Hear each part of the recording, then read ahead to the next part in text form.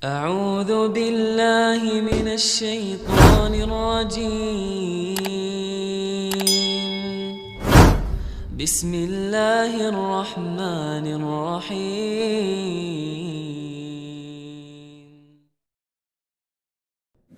Saudaraku seiman, dunia ini kita lalui, nikmati yang terbaik, tapi jangan sampai berlebihan. Dan Nabi SAW menjadikan tolok ukur orang itu bahagia bukan karena banyaknya hartanya. Tapi perhatikan kata Nabi SAW apa? Di dalam hadis yang sahih, diriwayatkan Imam Bukhari dalam kitab Adabul Mufrad, Man asbaha minkum aminan fi sirbi. Siapa yang tiba pagi hari dalam kondisi jiwanya tenang, mu'afan fi jasadi, jasadnya sehat, indahu qutu yaumi, dia punya makanan yang dia bisa makan untuk hari itu, faka'annama hizat lahu dunya, ketahuilah dunia telah dia kuasai. Jadi di sini pola ukurnya adalah bukan hal-hal yang lain. Harta yang kita kumpulkan itu akan menjadi penolong bagi kita di akhirat atau justru menjadi kecelakaan bagi kita. Juga dalam sabda Nabi SAW yang lain, riwayat Imam Ahmad dan juga Ibnu Majah dengan sanad sahih, kata baginda Nabi SAW, man kanatid dunya hammahum, siapa yang dunia menjadi targetnya, tidak ada urusannya sama halal haram, gak ada urusannya dengan masalah akhirat, farraqallahu alaihi amrah, Allah akan sibukkan dia dengan perkara-perkara, tidak selesai-selesai, ini gak selesai, itu gak selesai, semuanya jadi masalah buat dia. Wa ja'ala faqrahu baina ainai, Allah jadikan kefakiran di depan matanya, biar mobilnya mewah, rumahnya mewah, segala macam ada, tetap dia merasa tidak pernah puas. Walam ya'tihi minad dunya illa ma kutibalah, dan tidak akan sampai kepadanya urusan dunia ini kecuali yang sudah dicatatkan baginya. Wa man kanatil akhirah niyatuhu, siapa yang akhirat menjadi niatnya, targetnya, dunia dia tunggangi untuk ke sana, setiap kali dia membantu orang targetnya untuk akhirat, dia melakukan ketaatan apa saja semuanya untuk akhirat. Jama'allahu amrah, Allah akan selesaikan urusan-urusannya. Wa ja'ala ginahu fi qalbihi, dan Allah jadikan kaya di dalam hatinya sehingga selalu dia merasa puas. Wa atathu dunya wa hiya ragima, dan orang seperti ini dunia akan datang mengejarnya dalam kondisi terhina. Dalam pepatah dikatakan, siapa yang kejar akhirat, dunianya akan ikut, dan siapa yang mengejar dunia, akhiratnya akan luput. Saudaraku seiman, Nabi SAW juga mengingatkan kepada kita, Yaqulu ibn Adam, dalam hadis sahih riwayat Imam Muslim, anak Adam banyak berkata, mali, mali, hartaku, hartaku, kapan proyekku bisa tembus, kapan aku begini, dari proyek ini ke proyek itu, tanpa memikirkan mana halal haramnya. Wahallaka ya ibn Adam min malik, apakah kau sadar hai anak Adam, kata Nabi SAW, sesungguhnya hartamu illa ma akalta fa'afnait, sesungguhnya hanya dalam bentuk makanan lalu akan habis. Au labista fa'ablait, atau kau beli pakaian lalu kemudian punah juga. Au tasaddaqta fa'amdait, atau kalau kau cerdas kau akan sedekahkan maka beruntunglah kamu. Ali bin Abi Thalib mengingatkan kepada kita dalam riwayat Bukhari, beliau mengatakan irtahalatid dunya mudbirah, ketahuilah dunia sudah meninggalkan kita, umurnya dunia makin sedikit. Sudah banyak orang sebelum kita meninggal dunia yang jauh lebih hebat daripada kita, lebih banyak idenya, lebih banyak keturunannya, sebagaimana saya katakan tadi. Wartahalatil akhirah muqbilah, dan akhirat sedang menuju kepada kita.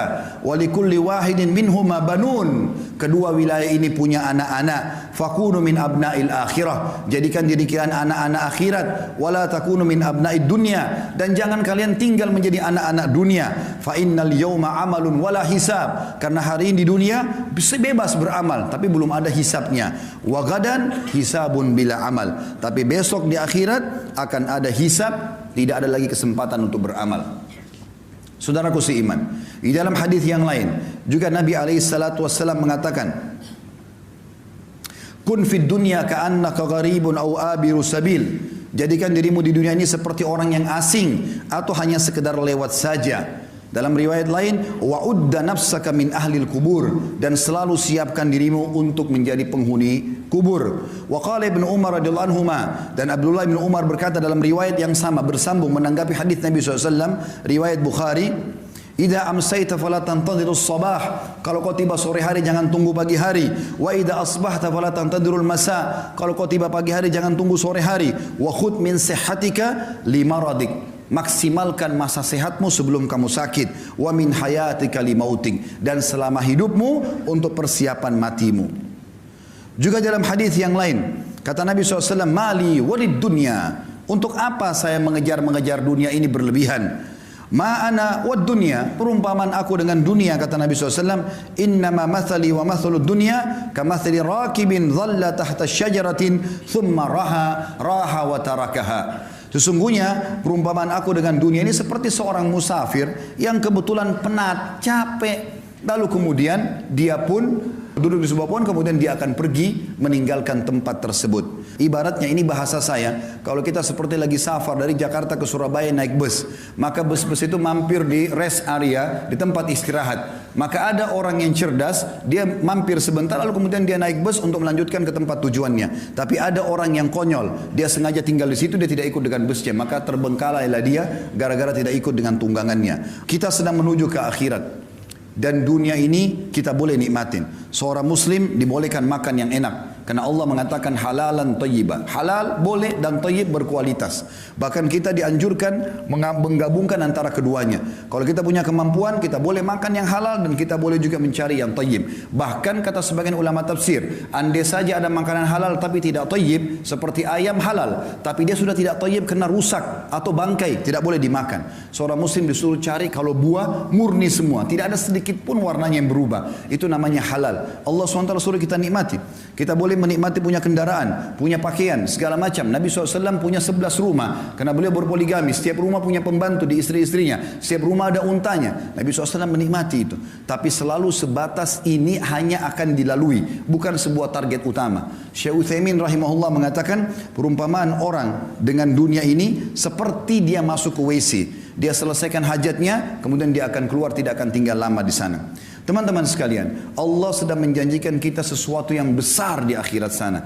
Allah ciptakan kita manusia untuk menjadi anak-anak akhirat, bukan dunia. Jangan tinggal di sini. Kita akan kembali ke sana. Semuanya kita akan kembali. Kalau di dunia ini Anda pernah makan makanan enak, minum yang enak, pakai pakaian yang bagus, lalu mungkin Anda pernah melihat pemandangan yang indah, badan atau fisik yang sempurna, paras wajah yang tampan, apa saja kira-kira yang kira-kira membuat orang kagum di dunia, maka perhatikan apa kata Nabi SAW. Perhatikan semua itu teman-teman. Bayangkan sesuatu yang paling besar yang pernah Anda lihat. Orang yang sangat tampan, orang yang sangat cantik, orang yang sangat sempurna secara fisik, kaya raya, punya mobil mewah, rumahnya mewah, segala macam. Bayangkan itu dengan pertemukan dengan sabda Nabi SAW. Beliau mengatakan apa? Tentang target kita di sana, akhirat. Wallahi kata Nabi, dalam hadis riwayat Muslim, demi Allah, Nabi enggak pernah sumpah kecuali penting sekali. Beliau mengatakan, wallahi, mad dunya fil akhirah illa mathalu ma yaj'al ahadukum isba'u hadhihi fil yammi falyandur bima yarja. Demi Allah, perumpamaan dunia dibandingkan akhirat hanya seperti seseorang dari kalian meletakkan jari telunjuknya ke lautan, kemudian diangkat sama dia. Maka lihat apa yang ikut dengan tangannya. Di dalam hadis yang lain, kata Nabi SAW pernah melewati pasar, lalu ada bangkai kambing. Kebetulan kambing ini bangkainya kecil, kambingnya kecil dan jadi bangkai, kemudian kupingnya kecil juga dan agak sobek. Jadi sudah bau, kecil, badannya kurus, telinganya juga sobek. Lalu Nabi SAW pegang kuping kambing itu, bangkai lalu diangkat. Kata Nabi SAW kepada para sahabat, siapa yang mau beli ini? Kata para sahabat, ya Rasulullah, jangankan dia sudah jadi bangkai, hidup saja tidak ada yang mau. Sempat dalam riwayat kata Nabi SAW, siapa yang mau beli ini dengan sedirham? Biaya yang sangat kecil.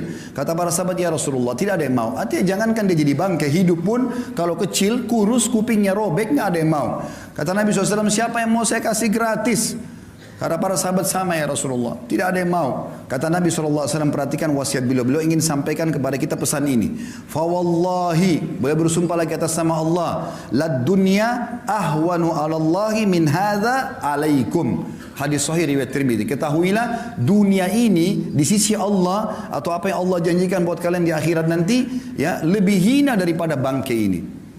Di dalam hadis yang lain yang mulia juga, kata Nabi SAW kepada seorang sahabat bernama Dahhak ibn Sufyan radhiyallahu anhu.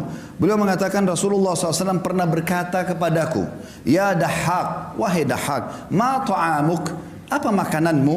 Faqala ya Rasulullah, al-laham wal-laban. Aku selalu makan daging dan minum susu ya Rasulullah. Lalu kata Nabi SAW bertanya lagi, qala thumma yasiru ila madha, kemudian jadi apa itu makanan daging dan susumu? Qala ila ma qad alimta, tentu akan menjadi apa yang sudah anda tahu ya Rasulullah. Karena beliau santun dengan Nabi SAW, beliau tidak mau mengatakan jadi kotoran ya Rasulullah. Beliau mengatakan sudah menjadi apa yang anda tahu ya Rasulullah. Jelas susu menjadi air kencing, maaf, dan juga makanan akan jadi tinja, kotoran. Tapi sahabat ini santun dengan Nabi SAW, mengatakan ya Rasulullah, terjadi seperti apa yang anda tahu. Maka qala, beliau pun bersabda sallallahu alaihi wasallam, hadis ini sahih riwayat Imam Ahmad, ketahuilah bahwasanya Allah Subhanahu wa taala menjadikan perumpamaan dunia ini bagi anak Adam seperti kotoran yang keluar dari tubuhnya dari makanan tersebut. Oleh karena itu teman-teman sekalian, bertaubatlah bagi orang yang berbuat dosa. Umur kita terbatas, jangan sia-siakan. Cukup yang lalu-lalu. Berapa kali anda dengarkan khutbah Jumat, ceramah, jangan, tidak boleh, haram, kerjakan ini, tapi masuk telinga kanan, keluar telinga kiri. Sampai kapan? Apakah anda tunggu malaikat maut mencabut ruh anda baru anda mau sadar? Apakah nanti pada saat sudah masuk kuburan digiring baru kemudian kita taubat? Ini keliru semuanya. Peringatan yang datang, orang yang cerdas begitu sampai ke kupingnya, sampai ke hatinya, lalu dia bertaubat kembali kepada Allah Subhanahu wa taala. Kembali kepada Allah sebuah keindahan, taubat dari kesalahan. Kalau dulu kita sudah beramal saleh bersyukur, sekarang kita kerja yang terbaik. Kata Hasan Basri rahimahullah sebagai penutup, "Hai anak Adam, kau hanya seperti bilangan saja. Setiap tiba pagi hari, hilang satu bilanganmu." Maka kita makin dekat dengan kuburan kita. Ingat, pada saat kita meninggal teman-teman sekalian, tidak ada yang ikut dengan kita kecuali amal kita. Hadis Nabi SAW yang berbunyi, kalau anak Adam meninggal dunia, dalam hadis Bukhari Muslim, anak Adam meninggal dunia akan ikut ke kuburan tiga.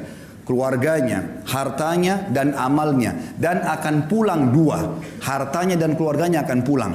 Secinta-cinta suami anda kepada anda, cinta-cinta anak kita kepada kita sebagai orang tua, tetap saja mereka tidak akan nginap di kuburan. 1 jam maksimal mereka tunggu di liang lahat, selebihnya mereka akan pulang. Istri kita bisa menikah sama orang lain, anak-anak kita akan sibuk dengan aktivitasnya, teman-teman kita cuma tetesin air mata sebentar lalu kemudian mereka kepada aktivitasnya kembali. Mobil mewah kita hanya bisa parkir di pagar kuburan. Dan yang tinggal, kata Nabi SAW, setelah pulang keluarga dan hartanya, tinggal bersama amalnya. Sholat yang selama ini kita kerjakan hanya buru-buru. Sedekah yang selalu keluarnya cuma 1.000-2.000 rupiah. Selalu perhitungan ini dan itu. Selalu bermaksiat, tidak sempat taubat. Itu yang tinggal bersama kita. Dan ini berbahaya. Kalau kita tidak tentukan mulai